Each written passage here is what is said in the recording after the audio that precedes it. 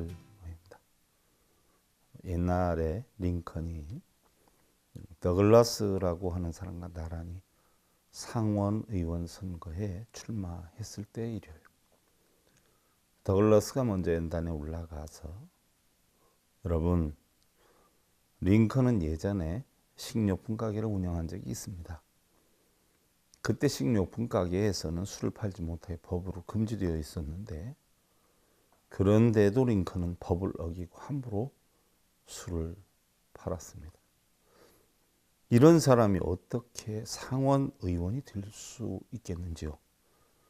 더글라스는 링컨을 공격하면서 의기양양했어요.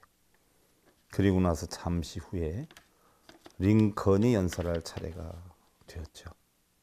링컨은 아주 태연한 얼굴로, 자, 존경하는 유권자 여러분, 방금 전에 더글라스의 말은 모두가 사실입니다. 그리고 그때 우리 가게에서 가장 많이 술을 사간 사람이 바로 더글라스라고 하는 것도 사실입니다. 그러자 갑자기 청중들이 우레와 같은 박수갈채와 폭소가 여기저기서 터져 나왔죠. 링컨의 명쾌한 응답에 찬사를 보내는 것이었어요. 그리고 링컨이 대통령으로 당선되기 전의 일이에요. 몇몇 친구들이 모여서 대통령 후보로 나온 더글라스와 링컨의 됨됨이를 서로 비교하고 있었는데요. 링컨은 말없이 친구들의 이야기만 듣고 있었어요. 그때 한 친구가 빼빼 마르고 볼륨 없이 크기만 한 링컨을 놀리느라고 짓궂은 질문을 던졌죠. 자네는 키가 아주 크고 더글라스는 유달리 작은 편이잖아. 그런데 말이야, 자네는 사람이 키가 어느 정도면 가장 적당하다고 생각을 해? 링컨은 잠시 생각을 하다가 사람의 키는 다리의 길이에 따라서 달라지는 거니까 다리의 길이가 허리에서 발목까지 정도라면 가장 적당한 것이 아닐까? 짓궂은 친구는 할 말을 잃고 나머지 친구들도 링컨의 말에 한바탕 웃을 수밖에 없었어요. 그리고 링컨이 대통령이 되어서 나라 일을 돌볼 때의 일이었어요. 의회에서 한 위원으로부터 심한 질책을 받고 있었는데요. 당신은 두 개의 얼굴을 가진 이중인격자요. 아시겠소? 그러자 링컨은 억울하다는 표정을 짓고 있다가, 참, 내가 만일 두 개의 얼굴을 가졌다라고 한다면 어떻게 이렇게 중요한 자리에 내가 왜 이 얼굴을 가지고 나왔겠습니까? 링컨의 이 한마디에 의회하는 순식간에 웃음바다로 변했죠.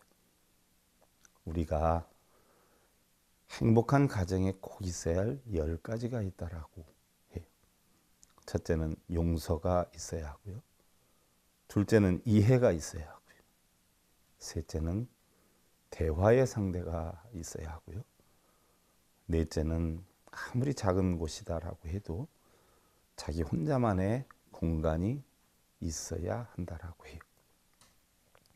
그 다음엔 안식이 있어야라고 하죠. 피곤해 지친 몸을 편히 쉬게 할 수 있는 환경이 없으면 밖으로 나가게 된다라고 하죠. 그다음에 여섯 번째로 인정을 해줘야 한다라고 하는데, 가정에서 인정받지 못한 사람은 바깥에서도 인정받기 어렵다라고 하고요.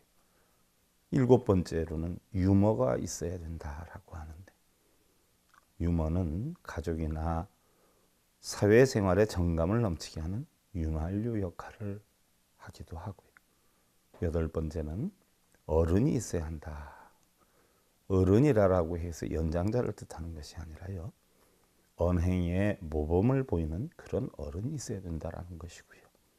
아홉 번째로 사랑이 있어야 된다라고 하는데요, 잘못은 꾸짖고 잘한 것은 칭찬해주는 양면성의 이런 사랑이 있어야 하고, 열 번째로는 희망이 있어야 된다라고 하는데요, 희망이 보이면 화목함이 따른다라는 것이죠.